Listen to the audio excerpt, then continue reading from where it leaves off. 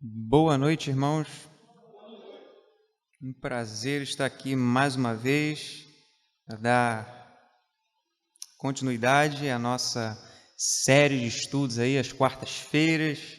Ele continua sendo Deus e, como nosso irmão Jairo já adiantou, hoje nós vamos falar sobre o tema O Deus que sofre pela humanidade. E eu convido você que está aqui comigo, você que está aí na internet, a abrir sua Bíblia, acessar sua Bíblia no Evangelho de Lucas, capítulo 22. Vamos ler do verso 39 ao 44. Evangelho de Lucas 22, do 39 ao 44, o Deus que sofre pela humanidade. Eu vou estar lendo na minha Bíblia aqui, você também pode acompanhar aí na televisão. Leiamos. Então Jesus saiu e, conforme o seu costume, foi para o Monte das Oliveiras, e os discípulos o seguiram. Ali chegando, disse-lhes: Orai para que não entreis em tentação. E afastou-se deles a uma curta distância. E ajoelhando-se, orava, dizendo: Pai, se queres, afasta de mim este cálice. Todavia não seja feita a minha vontade, mas a tua. Então apareceu-lhe um anjo do céu que o encorajava. E cheio de angústia orava mais intensamente, e o seu suor tornou-se como gotas de sangue que caíam no chão. Oremos mais uma vez. Senhor, muito obrigado por mais essa oportunidade que o Senhor nos dá de nos reunirmos como igreja nesta quarta-feira, para louvarmos o Teu nome, para levarmos as nossas orações a Ti, para aprendermos mais da Sua palavra. Ó Deus, muito obrigado por esse momento tão precioso que o Senhor nos proporciona, que nós estamos aqui juntos, em comunhão, unidos, como acabamos de cantar. Ó Deus, que o Senhor possa nos ajudar sempre, nos abençoar sempre, nos fazer sempre a Sua semelhança, que nós possamos sair daqui hoje transformados e abençoados por Ti. Me use, Senhor, me use agora, me abençoe, que eu seja a boca Sua nesta noite aqui para os meus irmãos e para aqueles que também me assistem pela internet. Ó Deus, é isso que peço e agradeço, não sendo merecedor, mas em nome de Jesus. Amém. O Deus que sofre pela humanidade, esse texto é muito conhecido, ele é bastante emblemático, paradigmático, porque a gente tem aqui o registro de Jesus que vai ao Monte das Oliveiras orar, e Jesus tem ali um acesso de angústia tamanho que o seu suor se transforma em sangue. Inclusive o pastor Roberto mencionou esse texto no domingo pela manhã, quando ele pregava, e o texto é bastante pesado, porque ele vai dizer que as gotas caíam no chão, então não era pouco sangue, escorria, pela pele de Jesus. Então eu fico imaginando quanta angústia Jesus estava sentindo naquele momento. Esse fenômeno, o pastor Roberto também já mencionou, é chamado de hematidrose. Eu nunca tive hematidrose, mas eu já passei por uma situação de um estresse que eu fiquei todo empolado, fiquei vermelho, todo empolado. É questão emocional, você fica estressado, você fica angustiado, você fica ansioso, e essas coisas acontecem, o corpo se manifesta, não chegou, claro, ao ponto do meu suor se transformar em sangue, mas foi uma situação bastante, atípica, curiosa, assim, que eu passei, mas estou bem, nunca mais passei por isso.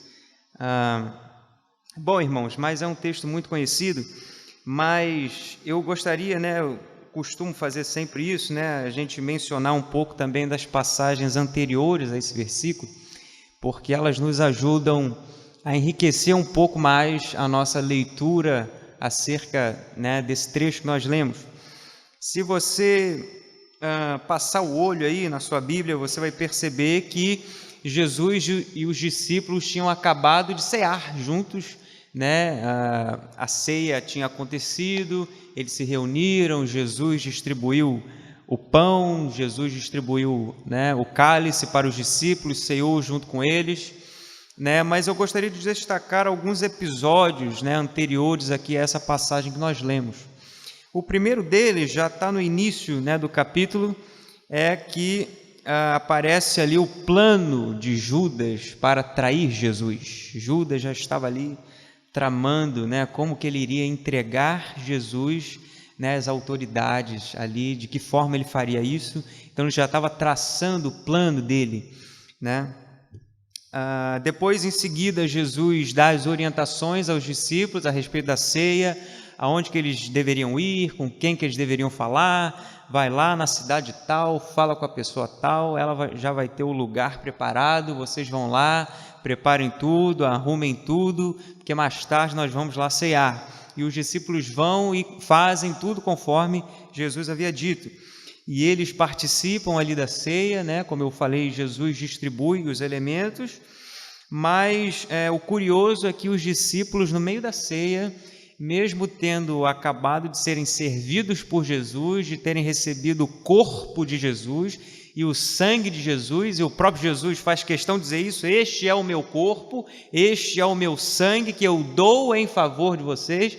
Os discípulos entram numa conversa ali um pouco meio fora de ordem, que é, afinal de contas, quem dentre eles seria o maior no reino dos céus? E eles não tinham acabado de perceber o gesto que Jesus havia dado de dar a si mesmo por eles, e ele tem que interromper a conversa deles e dizer: olha, vocês não entenderam, eu acabei de me entregar a vocês e vocês estão perguntando quem vai ser o maior no reino do céu. Pois eu digo que o maior no reino do céu não é aquele que está à mesa, mas é aquele que serve. Não é aquele que é servido, mas aquele que se entrega em serviço. Esse é o maior no reino do céu, Jesus havia acabado de fazer isso. Ele entregou a si mesmo, não só distribuiu o pão, mas deu o seu corpo e o seu sangue em favor dos discípulos. E o terceiro episódio que eu gostaria de destacar é o episódio em que Jesus avisa, anuncia a Pedro que ele iria negar a ele 3 vezes antes que o dia raiasse, antes que o galo cantasse, antes que o sol nascesse. Pedro iria negar Jesus 3 vezes. É curioso porque eles estavam ali ceando naquele momento de comunhão, de amor mútuo, os discípulos com Jesus, mas Jesus vira para Pedro: olha, Pedro, o dia não vai amanhecer, você vai me negar 3 vezes. E Pedro vira: Senhor, mas eu estou pronto para viver e morrer por ti. Pedro, você vai me negar 3 vezes antes do sol raiar, E Jesus, então, depois dessas 3 coisas curiosas que acontecem, o plano de Judas para traí-lo, essa conversa esquisita dos discípulos que parece que não entenderam nada do gesto de Jesus na ceia, e também o anúncio de que Pedro negaria Jesus 3 vezes. Depois dessas 3 coisas, Jesus então se dirige ao Monte das Oliveiras para orar, como o texto diz, como ele fazia de costume, E parece que Jesus, ele não está aqui muito apoiado pelos seus amigos, dado todos esses gestos anteriores, Inclusive Jesus vai pedir para que eles fiquem ali orando e vigiando para que eles não pequem, e aí quando Jesus volta eles estão dormindo, Jesus faz isso parece que 3 vezes, ele vai, se despede deles, e quando ele volta eles estão dormindo, e isso acontece 3 vezes, Então, alguns comentadores vão dizer que Lucas é um pouquinho bondoso com os discípulos, porque Lucas vai dizer que eles dormiam de muita tristeza, Estavam com profunda tristeza e aí eles pegaram no sono, né? Alguns comentadores vão dizer que Lucas está sendo bonzinho com os discípulos, né? Passando um pano ali para eles, né? Eles não conseguiam segurar a tristeza por causa de Jesus, aí dormiam. Bom, o fato é que eles dormiram, né? E Jesus não tinha mandado ninguém dormir, era para orar, era para ficar, né, alerta, vigiando e orando, mas eles dormiram. E Jesus então se dirige ao monte para orar a Deus. E esse movimento de Jesus é muito interessante porque ele está ali indo se encontrar com o Pai num movimento de entregar-se a si mesmo como sacrifício. E quando a gente para pensar sobre isso, e pensando nos sacrifícios do Antigo Testamento, os cordeiros e os bodes eram sacrificados sem qualquer tipo de consentimento, permissão, qualquer tipo de liberdade para decidir. Eles simplesmente eram retirados do rebanho e eram colocados no altar, eram queimados, fatiados, assados, tudo, né? E os animais não tinham qualquer tipo de consciência do que estava acontecendo, né? Eles simplesmente eram tomados e serviam como sacrifício no altar de Deus. Mas Jesus não é como, né, como já diz o autor de Hebreus, né?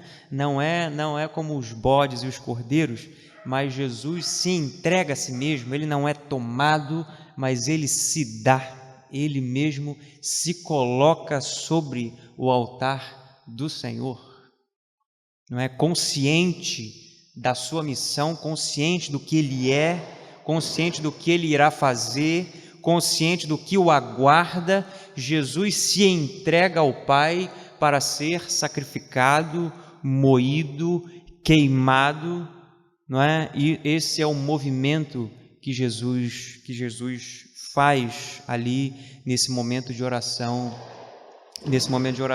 com Deus. Bom, e o verso 42, ele é bastante famoso, porque é quando Jesus vai dizer: Pai, se queres, afasta de mim esse cálice. E esse texto é bastante interessante porque nós pensamos que de repente talvez, né, Jesus e o Pai, né, o Pai e o Filho talvez tivessem vontades opostas, né? O Pai deseja uma coisa, o Filho deseja outra coisa, e aí o Filho vira, né, para o Pai: olha, tudo bem, eu sei que é isso que você quer, mas de repente, né, não sei, vai que se o Senhor puder me livrar dessa, né, seria bom. Mas o fato é que Jesus em momento nenhum aqui está tentando negociar com o Pai. Ele não está tentando fazer algo como se fosse assim: olha, eu sei que é a sua vontade, mas faça a minha, né? Dessa vez, só dessa vez, por favor, faça a minha vontade, né? Afasta de mim esse cálice. Não é isso que Jesus está fazendo. Jesus não está negociando com o Pai aqui.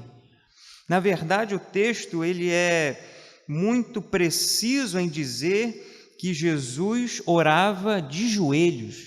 O texto faz questão de dizer aqui qual que era a expressão corporal de Jesus. Você pode dizer que oração é uma coisa que você pode fazer de qualquer forma, sentado, deitado, plantando bananeira, de joelhos, enfim, né? Mas o texto aqui enfatiza de que Jesus está ajoelhado.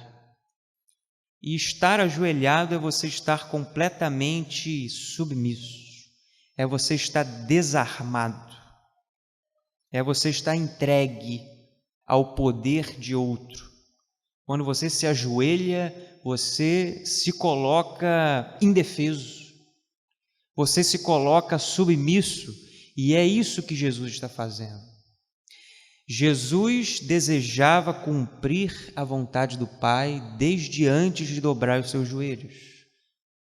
Jesus não está aqui querendo, de repente, negociar com Deus algum tipo de brecha na lei, algum tipo de brecha, né, no plano da redenção de Deus. Olha, eu sei que você quer redimir, mas vamos fazer de outro jeito, não tem uma outra forma da gente fazer? Jesus não está fazendo isso. Ele se coloca submisso a Deus desde o momento, desde antes de se ajoelhar. Em todo momento, Jesus está submisso a Deus, querendo cumprir a vontade do Pai que está no céu. Bom, irmãos, disso nós sabemos, mas por conta desses acontecimentos anteriores que nós destacamos, essa atitude de Jesus, ela é bastante interessante, porque nós vemos aqui o movimento de Cristo como cordeiro entregar a si mesmo em sacrifício, mas veja que esses episódios envolvendo os discípulos são bastante infelizes, porque é por eles que Jesus está morrendo, é por eles que Jesus está se entregando, é por eles que Jesus está se colocando sobre o altar de Deus para ser sacrificado. É sobre aquele que irá, é por aquele que irá traí-lo, é por aquele que irá negá-lo, que Jesus está se sacrificando. É pelos adúlteros, pelos mentirosos, os cruéis, os tiranos, os idólatras. É para eles que Jesus se entrega ao Pai. Ora, você pode achar que talvez morrer por alguém seja algo glorioso. Seja algo glorioso. Você dar a sua vida por alguém é algo louvável, é algo admirável, é algo que entra para os livros de história, é algo que nós admiramos profundamente e nós contamos e contamos as histórias de coragem, de bravura, de pessoas que deram a sua vida em favor dos outros. E afinal de contas é isso que Jesus está fazendo aqui. Mas veja que Jesus não está dando a sua vida para os bons, Jesus não está dando a sua vida para os melhores, Jesus não está dando a sua vida pelos indefesos. Nós vemos aí, né, Batman, Super-Homem e tantos heróis aí da Marvel, né, que se esforçam com seus poderes e as suas habilidades para defender os indefesos, e como louvável são essas coisas, mas Jesus está dando a sua vida pelos vilões. Onde já se viu isso? Os vilões não merecem algo assim. Os vilões não merecem isso. E é o que Jesus está fazendo. E a angústia de Jesus, irmãos, vem justamente daquilo que eu dizia a respeito da consciência que Jesus tinha do que ele estava fazendo. Diferentemente dos cordeiros do Antigo Testamento, Jesus sabia para onde que ele estava indo. Porque Jesus conduzia a si mesmo para o altar de Deus. Existe um ditado, né? A gente ouve bastante isso das nossas mães, das nossas avós. Elas dizem o seguinte: olha, meu filho, minha filha, tem coisas que é melhor a gente nem saber. Né? O que os olhos não veem, o coração não sente. Às vezes, quando você fica sabendo de alguma coisa, quando você descobre alguma coisa, quando alguma coisa que antes estava oculta se revela, se mostra, o negócio piora. Você fica mal, você entra em crise. Você não sabia, né? Você estava bem, sua vida tranquila, você descobre, o negócio muda do dia para a noite. E você não consegue dormir, você perde o sono, fica estressado. Tem coisas que é melhor a gente não ver, tem coisas que é melhor a gente não saber, tem coisas que é melhor a gente não ficar sabendo, né? A ignorância é uma bênção, dizem, né? A ignorância é uma bênção, mas nesse caso Jesus estava plenamente consciente do que estava acontecendo, para onde ele estava indo. E essa consciência levou Jesus a um estado de angústia tal, como já mencionamos, que o seu suor se tornou em sangue. Se tornou em sangue. E vejam que, como nós dizíamos, a troco de quê? por que eu vou me entregar na cruz? Por estes que vão me trair? Por estes que vão me negar? Por estes que vão envergonhar o meu nome, o nome do meu Pai? Por estes que abandonaram ao Senhor? É por estes que eu vou me entregar? Jesus sabia que o fim da história não era glorioso. Não era glorioso.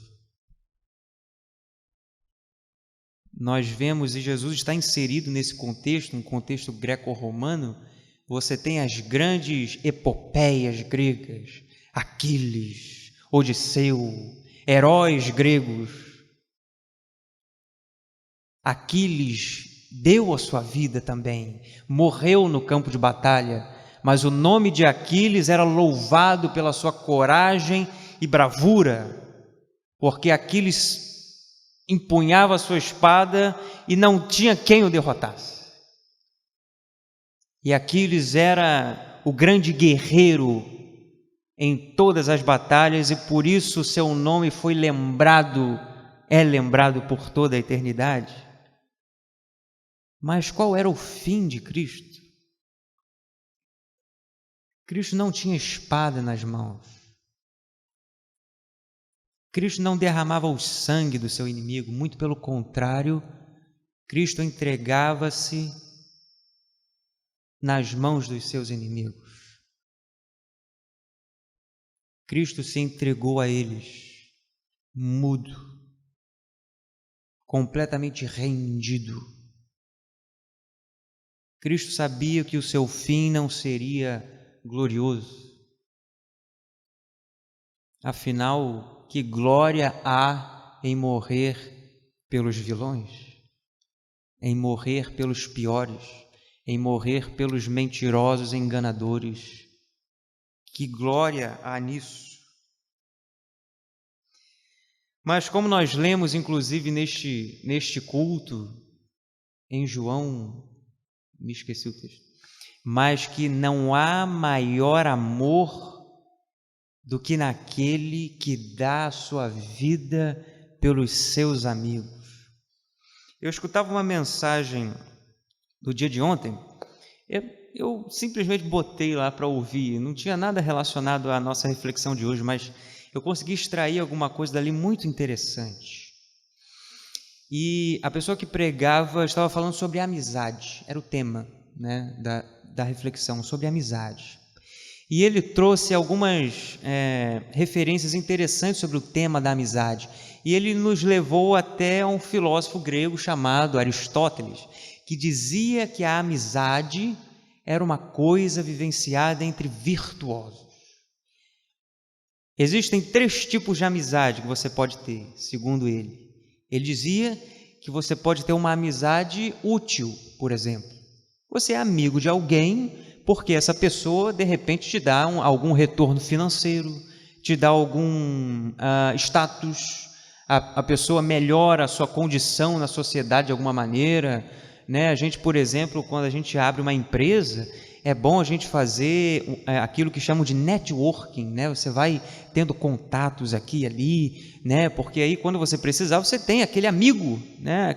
Aquela pessoa que está ali, aquele contato, né? Bom para né? Os seus negócios e tal, né? Então você tem esse tipo de amizade, uma amizade útil. A gente tem amigos úteis, aquele seu amigo que tem carro, que aí de vez em quando te dá uma carona, aquela sua amiga que, sei lá, sabe mexer no computador e você meio devagar com essas coisas, ela está ali para te ajudar. Né? A gente tem amigos assim, né? A gente tem aquele vizinho que às vezes ajuda a gente a carregar as compras. Amizades úteis, né? E a gente tem um segundo tipo de amizade, que é a amizade dos afetos. A gente se relaciona com as pessoas porque são pessoas agradáveis, né? A gente gosta da companhia, são pessoas que concordam com a gente, têm o mesmo tipo de pensamento, né? Têm ideias parecidas. Ou então, né, isso acontece muito com os rapazes, né, que se aproximam das moças porque são bonitas, eles gostam de ficar admirando, ficam lá, né, babando, enfim, né? É só isso, é superficialidade total. né? Mas gosta de estar com a pessoa porque traz algum tipo de prazer. É agradável ficar com a pessoa, né? Estar ali junto, conversar, enfim. Mas o Aristóteles vai dizer que tem um terceiro tipo de amizade, que é a amizade da virtude. Quando você é uma pessoa de virtude e é amigo de alguém também virtuoso, aí você tem a verdadeira amizade. É quando você experimenta a amizade dentro da virtude, a virtude como sendo o vínculo da amizade.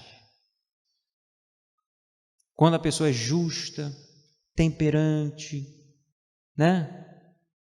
E você é também, aí as coisas se encaixam, né? Um virtuoso com outro virtuoso só dá virtude. Isso é o que Aristóteles dizia que era a verdadeira amizade. Mas veja que o que nós estamos lendo aqui, irmãos, é que a virtude não é um pressuposto da amizade segundo a Bíblia, mas é o amor.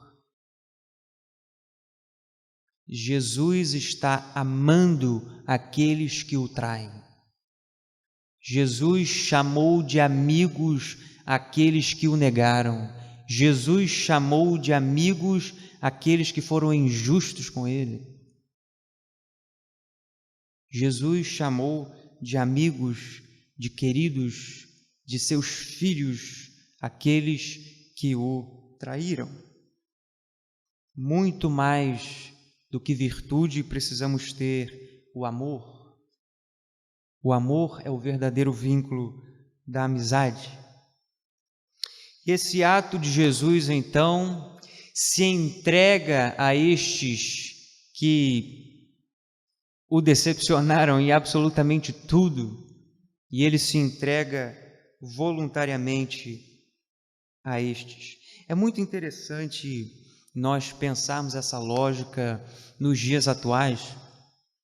Dizem que nós não conseguimos entender muito bem isto. Até porque as nossas relações muitas vezes são baseadas ou na utilidade ou na afetividade. Como nós cantamos aqui, né, no grupo de louvor, nós vimos que o sacrifício de Jesus é aquilo que nos une como irmãos. Não é a afetividade, não é porque você gosta da pessoa, não é porque você se agrada da companhia da pessoa, que você está unido a ela. Não, você está unido a ela pelo sangue de Jesus e ela se torna seu irmão, sua irmã. E não é uma questão de afinidade. Você vai ser irmão da pessoa mesmo se você tiver algum desentendimento. Ah, não, aquela pessoa ali não é meu irmão, não é minha irmã, não. Ah, porque que a gente se chateou. Mas o vínculo de vocês não está preso a estas coisas. É Jesus que os une como irmãos. É Jesus que nos une nessa irmandade eterna. Quando nós pensamos na nossa caminhada diária, as pessoas estão muito longe disso, porque se relacionam simplesmente visando o prazer da companhia. Só conversam com quem tem afinidade, só conversam com quem concorda, só conversam com quem gostam, só conversam com quem, enfim, encaixa. E o que nós vemos aqui é que Jesus entregou a sua vida, Jesus amou aqueles que nada tinham com ele. Jesus amou aqueles que o negaram, Jesus amou aqueles que o rejeitaram. Como nós podemos achar que o nosso amor é maior ou mais especial ou melhor do que o amor de Cristo, ao negarmos este nosso amor ao nosso irmão? A gente olha para Jesus, que entregou a sua vida por aqueles que nada queriam com ele, e a gente olha para o lado, e só porque o irmão vestiu vermelho, eu não gosto de vermelho, eu não vou ficar com ele. Eu não vou me relacionar com ele. Eu não vou conversar com ele, porque ele votou no político tal, porque ele torce para o time X, porque ele falou um negócio que eu não gostei. Tem irmãos que criam inimizade de 10, 15 anos, 20, 30, a vida toda.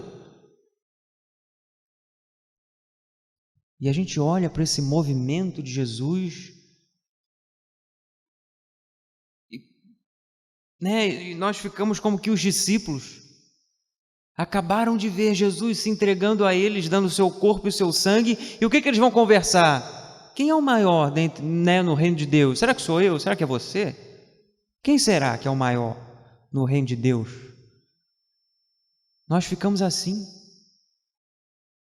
completamente aéreos, perdidos, e está na nossa frente o amor de Cristo que nos constrange. E nós ficamos perdidos, vagando nessas conversas sem sentido, nessas inimizades que não têm fim, não têm propósito nenhum.